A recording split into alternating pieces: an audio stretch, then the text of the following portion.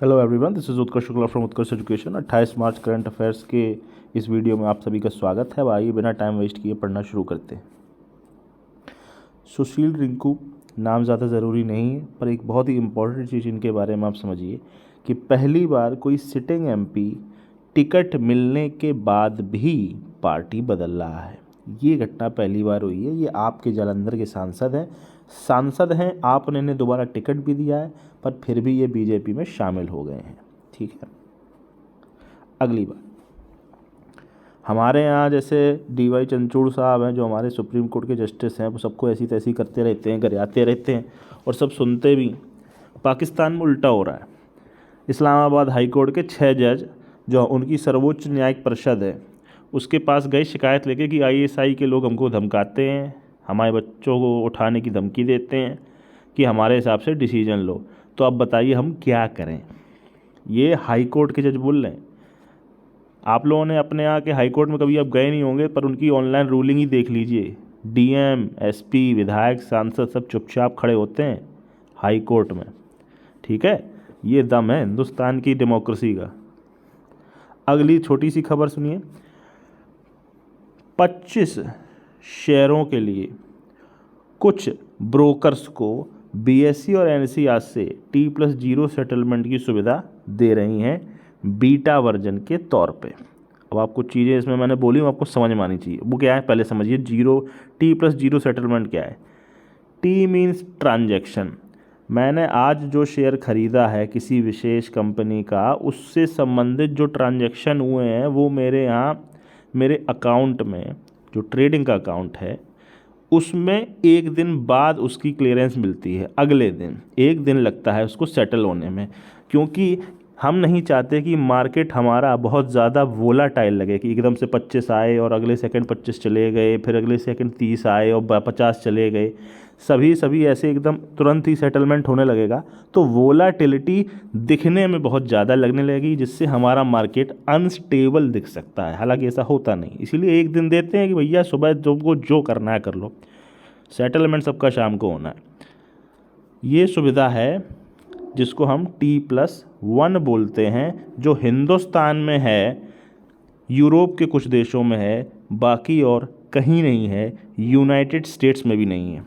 ठीक है, पूरी तरह से नहीं है, कुछ जगहों पे आ गई है। पर अब हम उसे T+0 में शुरू कर रहे हैं कि जिस क्षण होगा उसी क्षण सेटलमेंट, जिस क्षण ट्रांजैक्शन उसी क्षण सेटलमेंट। जैसे आप यूपीआई से पेमेंट करते हैं ना, बिल्कुल वो मान के चलो। अभी 25 ही शेयर हैं और कुछ ही ब्रोकर्स जो हैं हमारे, उनको मिली ये सुविधा। ये ऑप्शनल है बाय द वे ब्रोकर्स के लिए कि वो चाहें तो T+0 लें, वरना T+1 से ही काम चला सकते हैं। अब देखो एक बहुत ही इंपॉर्टेंट आंकड़े सुनो। हमारी वास्तविक जीडीपी ग्रोथ रेट 8.5% है। कई जानकार इसको 6.5 ही मानते हैं और बाकी चीज़ को मैनिपुलेट कर लेते हैं, पर वो 6.5 को भी बहुत अच्छा बता रहे हैं। ठीक है, ये 5.3 से बढ़ के 8.1 पहुँची है, which is a good thing. और उसमें 100 बेस पॉइंट बराबर 1%। ठीक है, 56 बेस पॉइंट की बढ़ोतरी महाराष्ट्र के कारण और 40 बेस पॉइंट की बढ़ोतरी उत्तर प्रदेश के कारण आई है। नॉर्थ का यूपी थोड़ा तो अब जाग गया है भाई। ठीक है, बिहार पता नहीं कब जागेगा। मॉर्गन स्टैनली एक बहुत ही इम्पॉर्टेंट रिपोर्ट लेके आया है, जो बहुत इम्पॉर्टेंट है, जिसका यूज़ से सब काफ़ी सारे इकोनॉमिस्ट भी करते हैं, तो यूपीएससी एसएससी में भी बहुत इम्पॉर्टेंट हो जाती है। उनके अनुसार 23-24 के लिए हमारी विकास दर 7.9 रहेगी, जो अप्रैल के अंत तक क्लियर हो जाएगा। 24-25 के लिए विकास दर का अनुमान 6.8% है, जो पहले 6.4 बोल रहे थे उसको बढ़ा दिए हैं, विच इज़ गुड। और एक बहुत ही इम्पोर्टेंट बात, इसके लिए वो बोल रहे हैं कि जिम्मेदार क्या है।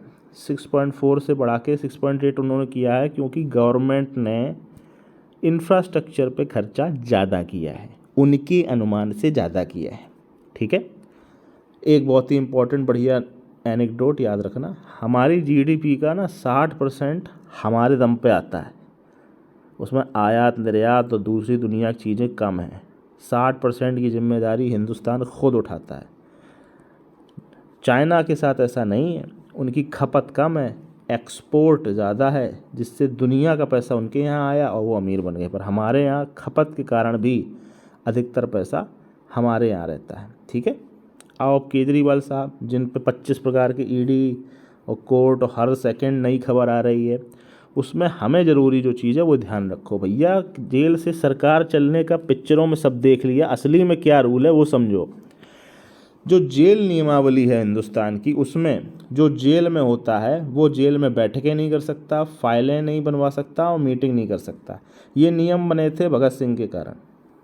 मैं सीधा बोल रहा हूँ, भगत सिंह हमारे महान जो स्वतंत्रता सेनानी थे, जेल में फाइल मंगाना, मीटिंग करना, वो सब उन करते तो भाई हम लोग पता नहीं कब के आज़ाद और पहले भी हो सकते थे, क्योंकि फिर जेल से भी काफ़ी सारे आंदोलन चल जाते, पर ऐसा हुआ नहीं।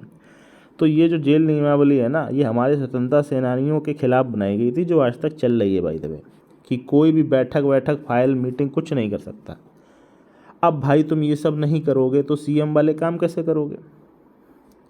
पत्र लिख के काम चला सकते हो, लेटर लिखने की आज़ादी है केवल और केवल, ठीक है, पर उससे होगा नहीं।